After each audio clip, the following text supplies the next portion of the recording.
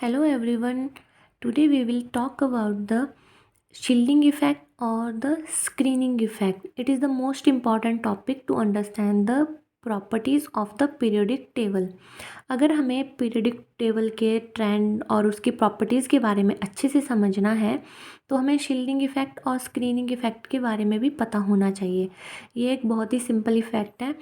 अगर मैं इसमें बात करूँ तो हम दो कॉन्सेप्ट के बारे में पढ़ेंगे। जो पहला है मैंने यहाँ पे लिख रखा है, शील्डिंग और screening effect of the inner shell electrons on the valence shell electron.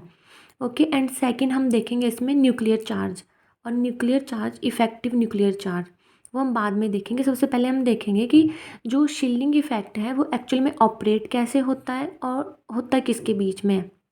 मैंने यहाँ पे एक डायग्राम बना के रखी हुई है।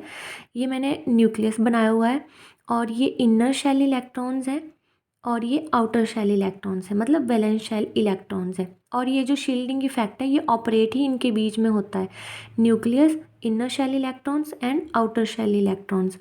अगर हम बात करें तो जो न्यूक्लियस है और जो वैलेंस शेल इलेक्ट्रॉन्स हैं उनके बीच में क्या होता है, अट्रैक्टिव फोर्सेस लगती हैं। और जो इनर शेल इलेक्ट्रॉन्स हैं एंड जो वैलेंस शेल इलेक्ट्रॉन्स हैं उनके बीच में रिपल्सिव फोर्सेस लगती हैं। तो अगर हम बात करें तो होता क्या है कि एक ही टाइम पे जो न्यूक्लियस और वैलेंस शेल इलेक्ट्रॉन्स हैं उनके बीच में अट्रैक्टिव फोर्सेस लग रही होती हैं और उसी टाइम पे जो इनर शेल इलेक्ट्रॉन्स हैं और जो वैलेंस शेल इलेक्ट्रॉन्स हैं उनके बीच में कौन सी फोर्सेस लग रही होती हैं, रिपल्सिव फोर्सेस। तो अगर हम देखें तो एक्चुअली में होता क्या है कि जिस टाइम पे ये दोनों फोर्सेस इकट्ठी ऑपरेट हो रही होती हैं तो जो न्यूक्लियस और जो वैलेंस शेल इलेक्ट्रॉन्स हैं उनकी जो अट्रैक्टिव फोर्सेस है वो डिक्रीज़ हो जाती है as compare to repulsive forces.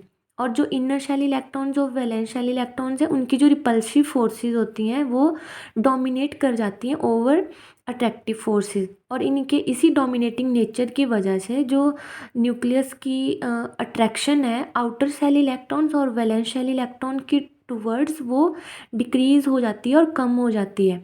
और ये जो सारा फिनोमिना होता है ये किसकी वजह से होता है, इनर शेल इलेक्ट्रॉन्स की वजह से। ये क्या करते हैं कि न्यूक्लियस और जो वैलेंस शेल इलेक्ट्रॉन्स हैं उनके बीच में एक शील्ड क्रिएट कर सकते हैं। इनके बीच में ये शील्ड क्रिएट कर देते हैं।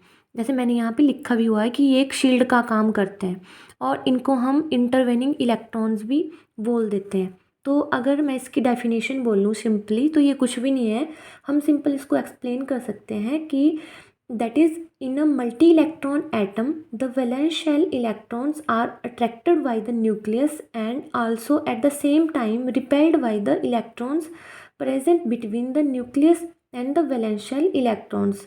और ये जो बिटवीन इलेक्ट्रॉन्स हैं उनको हम बोलते हैं इनर शेल इलेक्ट्रॉन्स। और मैंने अभी बोला कि इनको हम इंटरवेनिंग इलेक्ट्रॉन्स भी बोल देते हैं। जस्ट ये इसकी सिंपल सी डेफिनेशन है, यही होता है शील्डिंग इफेक्ट और स्क्रीनिंग इफेक्ट। That's all.